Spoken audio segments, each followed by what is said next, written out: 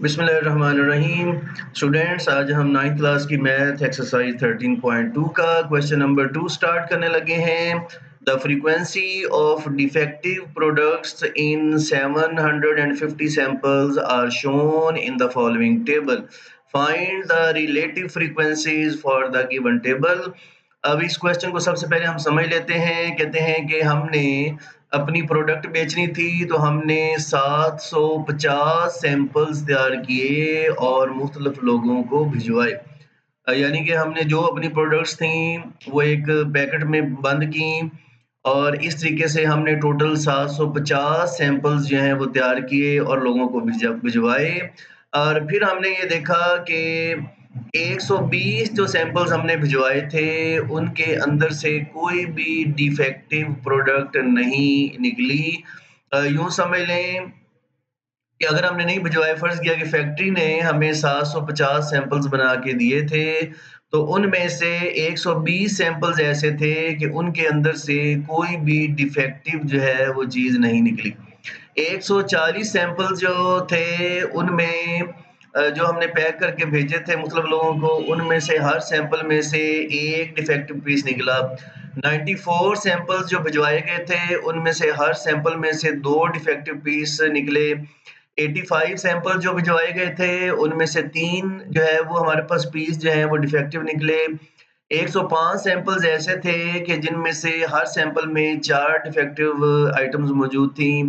50 samples ऐसे भी थे कि जिनमें हर सैंपल के अंदर 5 डिफेक्टिव आइटम्स मौजूद थी। 40 सैंपल्स के अंदर 6 आइटम्स थी। 66 सैंपल्स के अंदर 7 आइटम्स थी और 50 सैंपल्स के अंदर 8 ऐसी आइटम्स थी जो कि डिफेक्टिव थी। ये टेबल है, तो अब हमने क्या करना है कि अब हमने रिलेटिव फ्रीक्वेंसीज फाइंड करनी है इस टेबल की। तो चलते हैं, सबसे पहले ये जो हमारा गिवन टेबल है हम इसको वर्टिकल फॉर्म में लिख लेते हैं। हमने जो हमारा नंबर ऑफ डिफेक्टिव पर सैंपल पीस थे उनको हमने इस कॉलम में लिख लिया, ए 0 से लेके 8 तक, जबकि जो फ्रीक्वेंसीज हैं वो हमने अपने इस कॉलम में लिख ली हैं। हमें चूँकि बताया गया है कि टोटल सैंपल जो थे वो 750 थे, तो यहाँ पर इनका सम हमने लिख लिया 750। तो चलते हैं जी, अब हम हर रो की क्या करते हैं, रिलेटिव फ्रीक्वेंसी फाइंड करते हैं। और ये हमने पिछले क्वेश्चन में भी सीखा कि बहुत ही आसान तरीका है।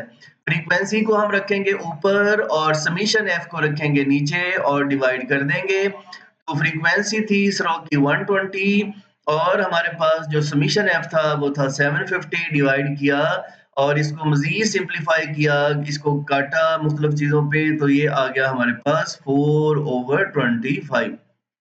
आप इसको जो है वो कट करके देख सकते हैं, जैसा कि आप देख रहे हैं कि ये भी 5 पे कट होता है। चलिए, ये देखें 0 0 से कट हो गया और उसके बाद जो है वो 3 पे जो है वो दोनों कटते हैं। 3 4s are 12 and 3 25s are 75। तो ये आ जाएगा हमारे पास 4/25। ले जी, अब हम सेकंड रो जो है उसकी रिलेटिव फ्रीक्वेंसी फाइंड करने लगे हैं। सेकंड रो की फ्रीक्वेंसी है 140 और हमारे पास समीशन एफ है 750। तो डिवाइड करेंगे 140 को 750 पे और इसको भी जब सिंप्लीफाई करेंगे तो हमारे पास आ जाएगा 14/75। ले जी, नेक्स्ट चलते हैं। नेक्स्ट फ्रीक्वेंसी है हमारे पास 94। इसको हमने डिवाइड करना है 750 पे, तो ये आ जाएगा हमारे पास मजीद सिंप्लीफाई होके 47/375। तो ये हमने रिलेटिव फ्रीक्वेंसी फाइंड कर ली है।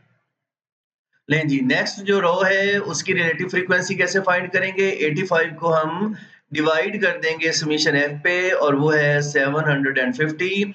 85 को 750 पे डिवाइड करेंगे, सिंप्लीफाई करेंगे तो ये हो जाएगा 17/150। तो ये हमारी रिलेटिव फ्रीक्वेंसी है। नहीं जी स्टूडेंट्स, नेक्स्ट 105 को 750 पे डिवाइड करेंगे तो हो जाएगा 21/150। नेक्स्ट क्या करना है, 50 को 750 पे डिवाइड करेंगे तो ये आ जाएगा 1/15। ये कट जाएगा तो ये आ जाएगा 1/15। उसके बाद नेक्स्ट है 40। 40 को हम 750 पे डिवाइड करेंगे तो ये आ जाएगा 4/75। ये हमारी रिलेटिव फ्रीक्वेंसी है। उसके बाद हमने क्या करना है, 66 है, उसको 750 पे डिवाइड करेंगे तो ये आ जाएगा 33/375। और आखिर पे आखिरी रो में 50 है तो इसको 750 पे डिवाइड करेंगे तो ये आ जाएगा 1/15। तो लें जी स्टूडेंट्स, हमने अपने जो टेबल दिया गया था उसके जो तमाम रोज थी उन सब की रिलेटिव फ्रीक्वेंसीज फाइंड कर ली हैं। और मैंने पहले भी बताया था कि अगर इन रिलेटिव फ्रीक्वेंसीज का आप सम लें तो अप्रोक्सीमेटली 1 के इक्वल होगा, लेकिन 1 से कभी भी बड़ा नहीं होगा।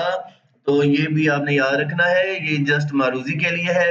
ये इस क्वेश्चन का अगरचे हिस्सा नहीं है, लेकिन आपने याद रखना है। तो आई होप सो कि ये क्वेश्चन बहुत आसान था, आपको अच्छे से समझ आ गया होगा और इसको जो है वो अच्छे से नोट कर लें। जहाँ पे कोई मसला है, नहीं समझ आई तो रिवाइंड करें और वहाँ से दोबारा सुनें, इंशाल्लाह मसला हल हो जाएगा। जीते रहें, खुश रहें। अस्सलामु अलैकुम व रहमतुल्लाहि व बरकातुहू।